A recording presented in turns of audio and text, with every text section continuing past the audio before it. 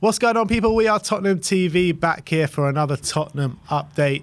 We heard the news, we got the here we go of Manor Solomon yesterday. So let's delve deep into what is going on in the Tottenham world today. And we're going to start off with the defensive situation. And Ali Gold is talking about Clement Lenglet, and he says it's still undecided from Tottenham's end of it's still undecided by Tottenham's point of view if they will bring back Clement Lenglet, although it is clearly an option that he could fill one of the two summer signing centre-back slots. Gerard Romero says that Barcelona want 15 million euros fixed for Clement Lenglet. Tottenham want to offer 10 million euros plus 5 million in add-ons. And we've also got some quotes from Joan Laporta, the Barcelona president, and he says that he thinks that there will be an agreement reached between Spurs and Barcelona for Clement Lenglet. And I just don't get it. I do not get it whatsoever why we're going for Clement Lenglet when, you know, you can get someone like a Tosin Adarabioyo for similar fee. So why go for Clement Lenglet where he was clearly not a success last season? The only reason you'd go for Lenglet if he's super cheap and you use him as a backup, but 10 million euros plus 5 million, I don't believe that for 1 second. There is no way Tottenham are willing to spend that amount of money on Clement Lenglet when the rumours were that he could be available for as little as 5 million euros. And under that specification, there's kind of an argument to say, look, he's super cheap. We can't get our first choice targets this summer, whatever. You get him in as a backup. I don't agree with that, but there's an argument. If we're spending 10 million euros on him, that is an absolute disgrace, in my opinion. There is absolutely no reason to be spending that kind of money on a defender who you don't really want, who you probably want to let go of next season, who doesn't represent an upgrade on our defence, who wasn't fantastic last season anyway. Doesn't make sense to me. I just think we shouldn't be going for him at all. I just think we should be investing in our defence now instead of kicking the can down the road. If we're signing Lenglet, and the rumours are the noise is that we're keeping Dyer as well. So that what does that mean? We're signing one centre-back, and that means if we have one injury at centre-back to Romero or Tapsoba / Van de Ven, whoever we sign, then all of a sudden we're playing Lenglet and Dyer again. And those are two defenders who are not that suited to playing a higher pressing system. They don't really have the pace to cope. So why, again, are we leaving our managers without defenders who are capable of playing the system they want? Yeah, it's a joke, to be honest. I think I do envisage next season without European football, it will be more like the current 11, I think will stay as the current 11 with a few kind of chopping and changing. But I don't see too many chopping and changing in the back line unless there is injuries. And if there is injuries, then we do leave ourselves massively short having Eric Dyer and Clement Lenglet as backups. It just doesn't make sense. There are so many more cheaper options out there or options that you can pay for the same amount of money as Clement Lenglet that are so much better than him. So why go for him? For me, as much as I have liked a lot of the signings we made this summer in Vicario, Maddison, to a lesser extent Solomon, but it kind of makes sense. But if we sign Lenglet, to me it just proves the board aren't learning any of the lessons that they've had, and from their mistakes. They're not learning from their mistakes. They're doing it the same thing over and over again. And I think if they sign Lenglet, that's again evidence of that, and it's really, really frustrating. There is literally no reason, especially if it's that fee, to go for Lenglet when you could spend an extra 10 million or whatever, or 5 million and go for Tosin, or just spend that extra bit of money and go for Van de Ven and really invest in our defence long term instead of, again, putting a plaster over the problem. And it's not even a good plaster. Yeah, it's very frustrating. And how pissed off would you be if we do go into next season with Dyer and Lenglet being the first backup options? Yeah, very. I'd be really annoyed because that we were told this summer would really address the defence. And yes, okay, if we sign one centre-back, that's one way, that's a bit of a way to solving it. But it really hasn't really addressed the issue anywhere near enough. We've neglected this defence for so long. It needs major, major surgery. And just signing one centre-back and then papering over the cracks for the Lenglet backup, and even Dyer, who I don't think is good enough as well, it's nowhere near good enough. And all of a sudden, you know, even if we can get an injury and all of a sudden our defence is in trouble again, and then we can be leaking even more goals, and then the manager's going to get the blame, and the cycle starts again. I just think we need to be having defenders who can play a high pressing system in a high line. Dyer and Lenglet aren't those defenders, so why bother with them? I don't understand. Try and move on with them. We were told we were going to have made surgery in this defence. So let's do it. Stop making excuses. It's just so frustrating. It kind of frustrates me as well because it feels like last summer all over again. Last summer we were told that we were going to focus on the defence. We were going to bring in top defenders and really try and help Antonio Conte get the defence he needs to push forward. We ended up with Clement Lenglet on loan. This year as well, we were told the same, that Spurs are going to really focus on the defensive market.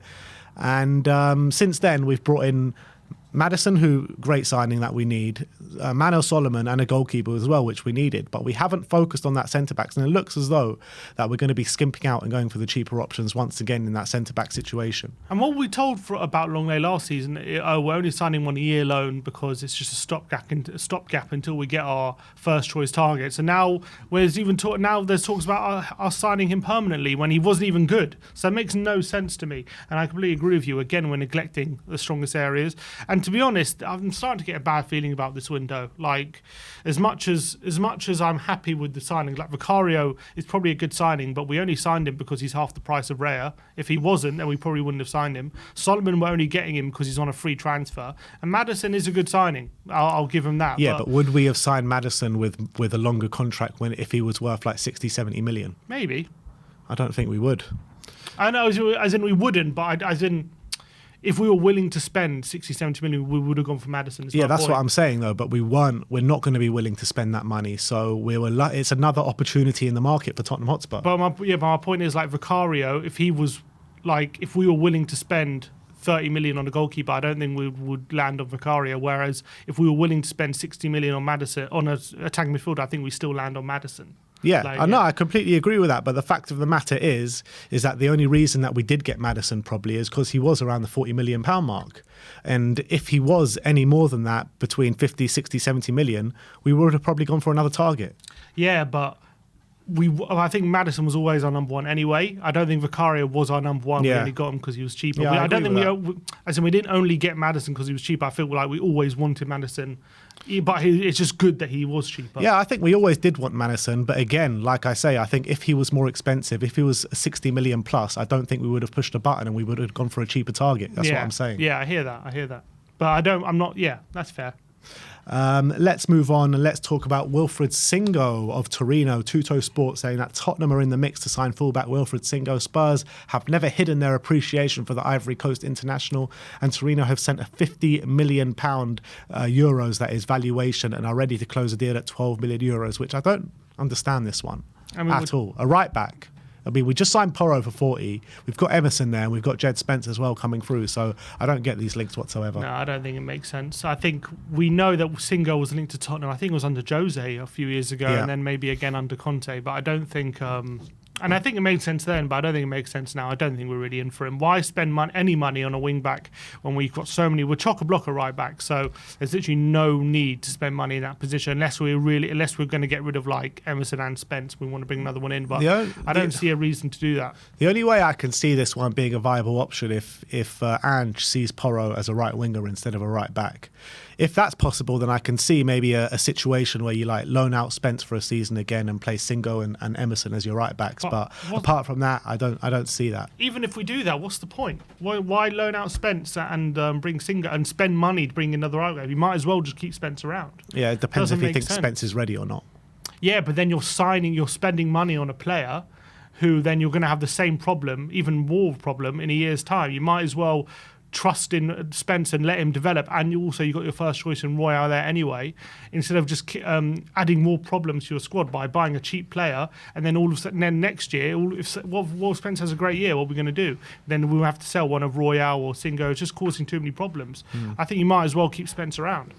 And anyway, if we're going to be spending money, spend it on the pressing issues of the squad, the centre-back, you know what I mean, left-back even, and a hard man in midfield. You know, there are so many different areas that we need to address. I mean, I don't understand. I don't think these links are real, to be honest. And if they are, we're just damn stupid. Let's talk about Harry Kane now. Florian Plettenberg saying that Bayern are in direct contact with Tottenham for Harry Kane. Harry Kane wants to join Bayern. Spurs have not said no to a potential sale. Bayern haven't made a renewed offer yet, and Fabrizio Romano says that it is true that Harry Kane is speaking to Bayern. This deal depends on Daniel Levy. Harry Kane will speak to Postecoglou in the coming days. The conversation will be important to understand his future. Yeah, if this saga is going to rumble on up until there's a definitive statement one way or another from the club or from the player about what's going to happen, about what they want. I'm sure Kane is probably open to a Bayern move, but I just think it's going to hinge on Bayern stumping up the right money that Tottenham want, and I just don't think they will get close. I don't see them spending 100 million on him. So if they're not going to do that, I do think he's going to end up staying. He might be in contact right now, but does that mean that he's going to force a move? I don't know. I don't see him doing it. Yeah, I don't know. It's a hard one. If he is so desperate to leave, then he should force a move, to be honest. But I just see it like working out as a better situation for him personally if he waits a year anyway. He can have the pick of his teams, probably get a lot more money as well, bigger signing on fee. But he has to spend one more year at Tottenham. So I think in terms of how it's going to work for him personally, I think personally it's probably better for him to wait a year and see what options come up then.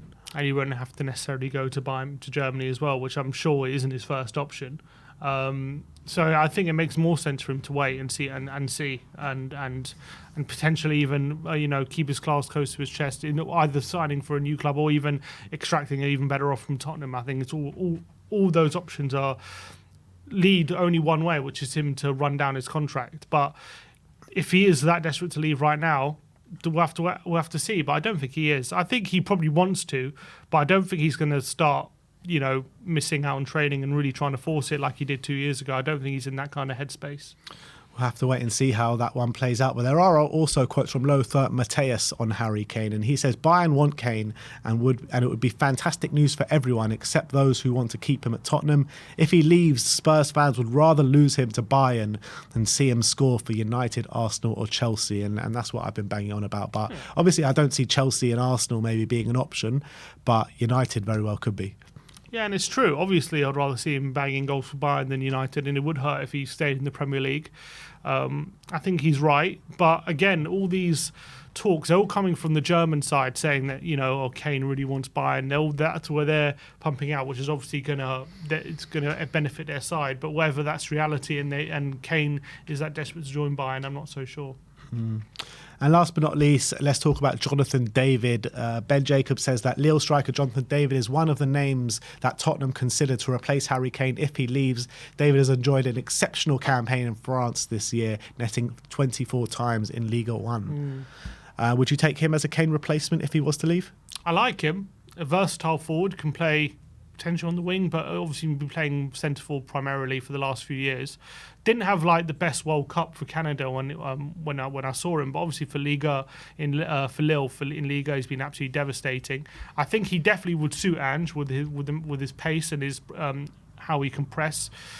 I don't think he's anywhere near Kane level, but in terms of our options in replacing Kane and who are realistic, I don't know if there are too many better options than him, to be honest, in terms of a striker who's scoring goals, who's confident right now, who can play Ange's system and maybe adds a different dynamic with the amount of pace he has.